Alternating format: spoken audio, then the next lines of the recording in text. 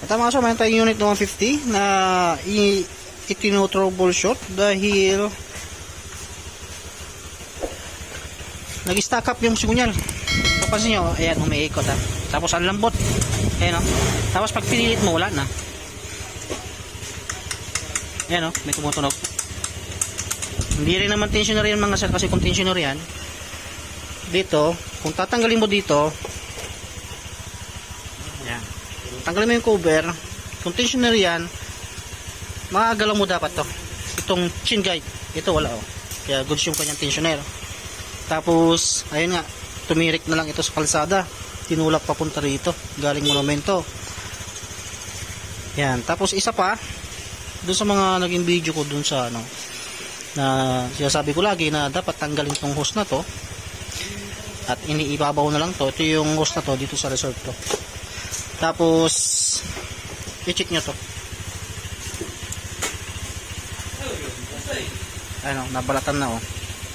Yan, isa yan sa mga dahilan kung bakit may palya, tapos pag hindi kinaya, nasisira na yung ECU.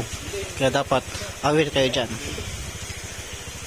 Kaya ito, pag-iwalay natin yung makina, kasi parang nagkasalubong yung piston ata to. Piston saka ano, saka valvula. Nag-stack up, o di kaya baka may nalaglag dyan sa loob. Sa side ng magnito, ayan, tagas. Ayun, hirap na ikutin, oh. Naiikot mo siya ng ganyan. Pero pagka inikot mo ng tuloy-tuloy, hindi mo na maikot. Parang may kumakalang na sa loob. Yung tunog na yan, kalang sa loob yan. Kaya buksan natin, para makita natin. Kasi hindi na umaandar yung motor. Ayan, napag-iwalayan natin yung makina. Para mapaka-focus tayo. Ayan, ito mga sara, natanggal na natin yung ano, parang pansin ko, parang mataas yung ano, piston. Lumagpas. Baka putol yan. Kaya hindi natin siya maiikot kanina nung niikot natin dito. Kasi nga ito, tumatama sa valvula. Ngayon, makikita natin dyan, baka putol yung piston.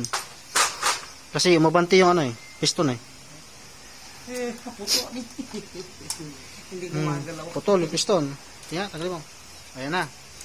Moment of truth. Iniikot na natin yung ano, pero hindi gumagalaw yung piston. Ibig sabihin, putol yan. Aftermarket yung nilagay mo. Aftermarket yan, oh. KZR. PCR. KZR. Aftermarket. Kaya ito yung isa sa mga ayaw ko din na nagkakabit tayo ng aftermarket. Yan na. Uy, baluktot. Bali. Aftermarket. Makikita nyo sa loob. Makinis naman yung loob niya. Kaso nga lang, naputol dito. Aftermarket.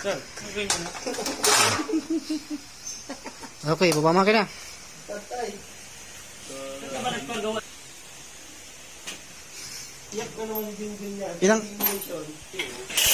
Ilang buwan nang ginawa to?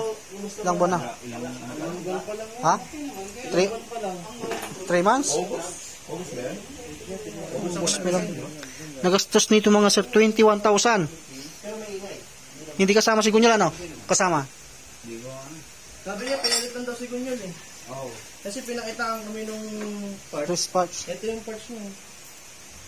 Grabe naman, laki naman yan. Samantalang magkano singilan ko lang dyan kung bago lahat yan, original pa. Nasa 14 plus lang, 14.1. Ito 21 yung nagastos, kaso nga lang ang nilagay na block aftermarket. Nung narinig niya yung tunog, sabi niya ganito presyo niya. Aftermarket ito mga sir, hindi ito original. Makikita naman sa gasket pa lang makikita na. Kaya hindi ako lagi naglalagay ng ano, kunti lang din naman yung diferensya, kaso overpriced to sa pagkakasingil.